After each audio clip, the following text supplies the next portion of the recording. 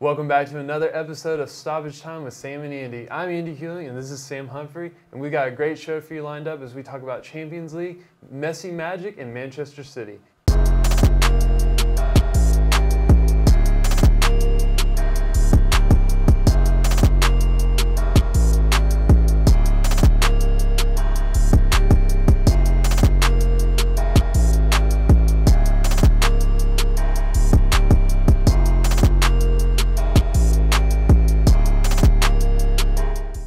The Champions League quarterfinals have been announced, and the last 8 remaining teams will face off to make it to the semifinals of Europe's biggest prize. And Sam, is going to be some great matchups. There are going to be some great matches. Let's first start off with Liverpool and Porto. Do you give any chance of Porto getting the upset here with how strong Liverpool has been all season?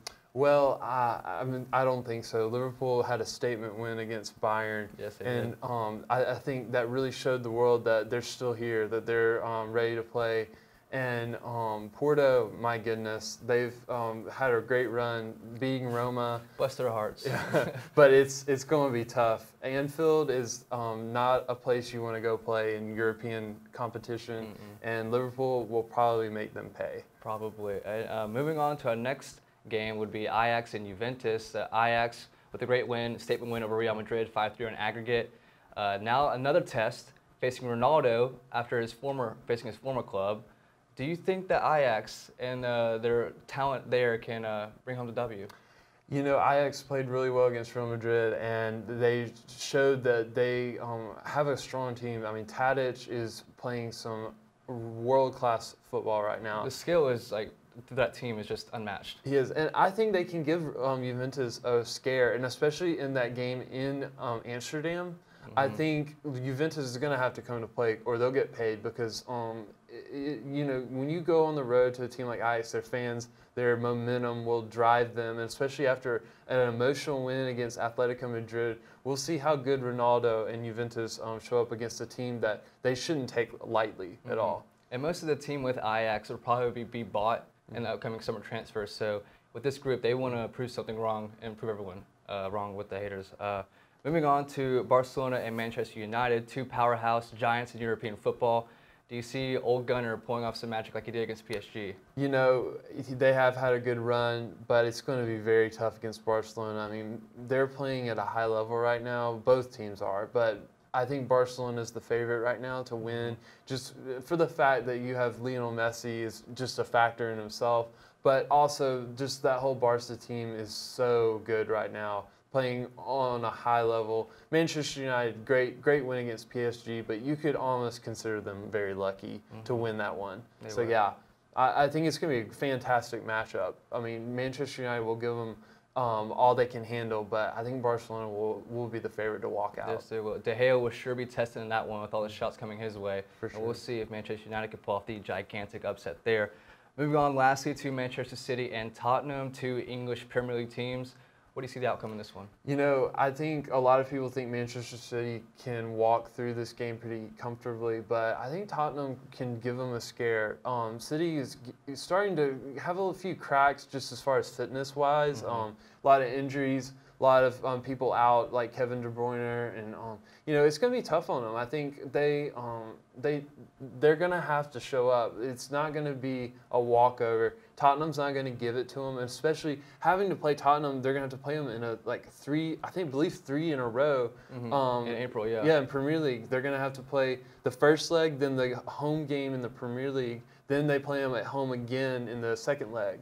So that's going to be a really tough stretch for City, even though they're playing the same team 3 times.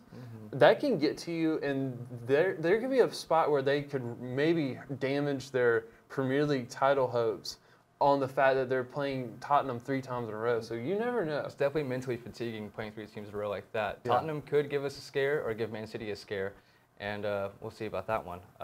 Moving on now to international play over the week. We had some great games, Euro 2020 qualifications coming up. The U.S. just won last night against Ecuador, a 1-0 in a friendly. How do you like the U.S.'s chances going forward? You know, the U.S. has a lot of youngsters now that they kind of cleared house over the drama that they've been through with the coaching managerial changes and just players not living up to expectations. And this new American side, I think they've brought some hope for the future, at least maybe not for right now. But these guys are going to get experience. Like I look at guys like Josh Sargent, who's in the Bundesliga right now. He's played for Werder Bremen, and I like that. I think it's a great experience for these guys to go to Europe or to go to wherever, or play MLS and get this experience that's going to help them in national team, because you're playing against a harder competition in places like Germany and England, like Pulisic is playing, going to play for Chelsea soon. And I like that. I think it's great that they're getting out there, and that's going to help them come national team time. And it may not happen now. It's going to be a slow process, but you've got to be hopeful as an American fan. Got to be hopeful. Certainly, with these American players going out of the country into the Bundesliga, into the Premier League, it can only help them, surely. And with the Euros right around the corner next summer, who do you think the early favorites are? I say France again, only for the fact that, my goodness, they just have a team. I mean, Mbappe, Griezmann, Pogba, the list goes on. I think Germany could make some noise despite them losing some of their... Even with the new regime going on there? Even with the new regime, I don't like some of those choices that Germany's made to kick out some of their old stars. I think you need veteran leadership. I mean, any team needs it. Any team does. But guys like Hummels and Müller, I mean, those guys are staples in Germany, absolute staples. And it's going to be tough. I think Germany is on a long road, just kind of like the U.S. They're trying to get these young stars some experience, like Leroy Sané, who didn't get to play in the World Cup. Giving him a national team experience will be helpful for years to come in Germany. Yeah, for sure, for sure. I still don't agree with the Hummels, leaving Hummels out of the squad. Don't really know what that's about. Mueller and Boateng have been kind of declining the past year or so. Very questionable decisions for sure. Oh, yeah.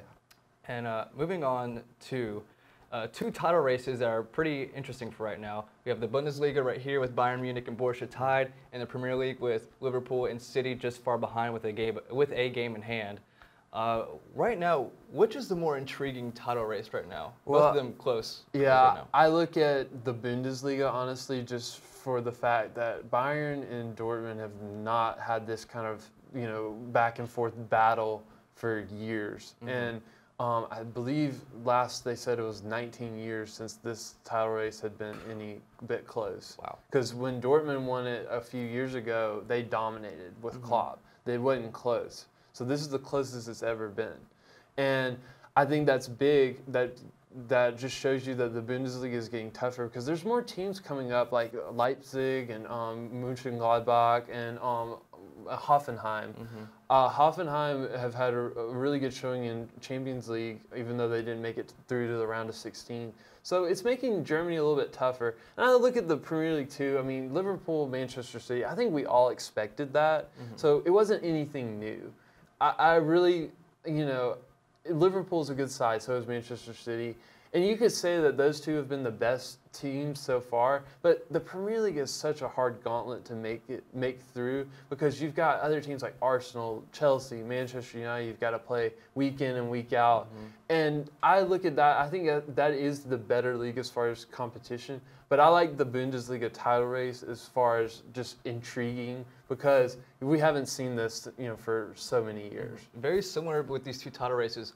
Borussia Dortmund and Liverpool both had 7-point leads, I believe, about a month and a half ago. Yeah. And just like that, evaporated out of thin air. But you have to agree, Bundesliga is a little bit more interesting, just because we didn't really know how close these two teams would fare. And everyone kind of knew that Liverpool and City would be the top two title favorites. For sure, for sure. Now we're going to take a look at Messi's hat trick from last weekend. My goodness, Lionel Messi. What do you think of him? I don't want to say he's the GOAT, because I never saw Pele, never saw Maradona.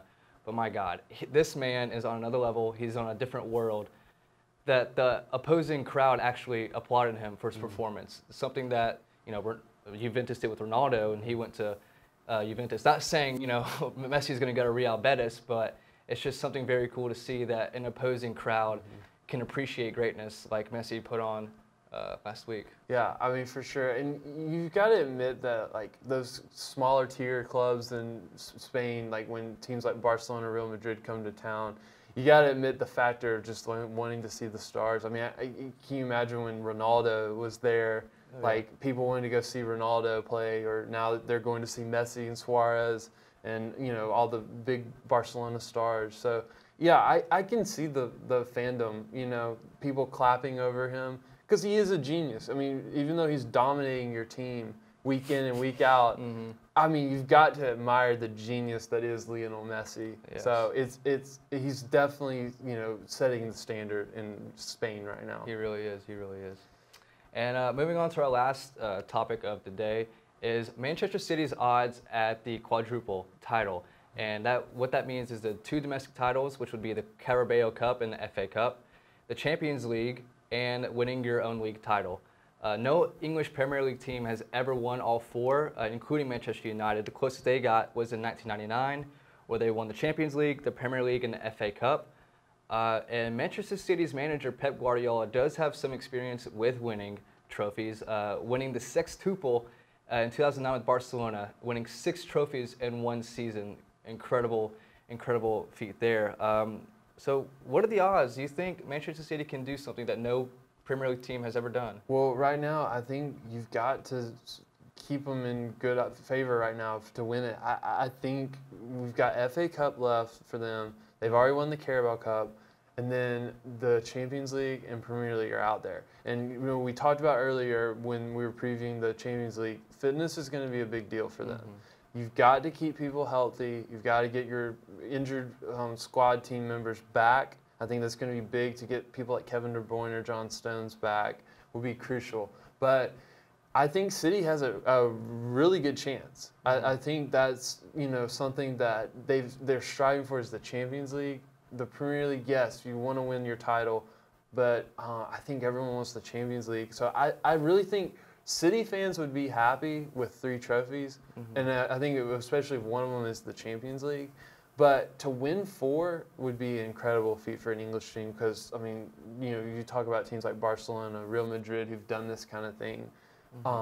It would set Man City on a pedestal up there with some of the best teams to ever play the game. For sure. Now, do you think it's a Champions League title or bust kind of year for Manchester City? You know, if they win the Premier League, the FA Cup, Carabao Cup, is that a successful season in their eyes? I think it is. I mean, to win 3 trophies, you know, is great, but I do think it's kind of a bust, kind of get there or bust, because, I mean, this has been something that's been dangling over their heads for years. Ever since Pep came in, that's his #1 goal. Yeah, for sure. I mean, and Pep understands that. He knows what it's like to win a trophy, especially a trophy like the Champions League. It's one of the greatest prizes in all of sports. But I think City really does need to win it. You know, it's tough. You know, it's tough to win, but it's kind of like winning the Super Bowl in NFL or winning the national championship or whatever, getting to a BCS bowl like back in the days of that. It's just something that you set your standards on every year and want to make. And I think if City wins that, they put themselves on a pedestal, like I said, with Chelsea and Manchester United, that they've done that and that like they can set themselves apart from other teams who haven't. To put their place in history for sure. The one thing that probably that prevents teams from winning all these trophies is the mental fatigue throughout the entire year, game after game. It wears down your body. You're playing at this time of year, you're playing about a game every 4 days. And that has to take a toll on your body mentally and physically. But we'll see if Pep and the rest of that great Manchester City team can get it done. Well, I think that's all we have for you today on this second episode of Stoppage Time. Thank you for stopping by with me, Sam Humphrey, and along with my co-host, Annie Huling. Thank you, and War Eagle.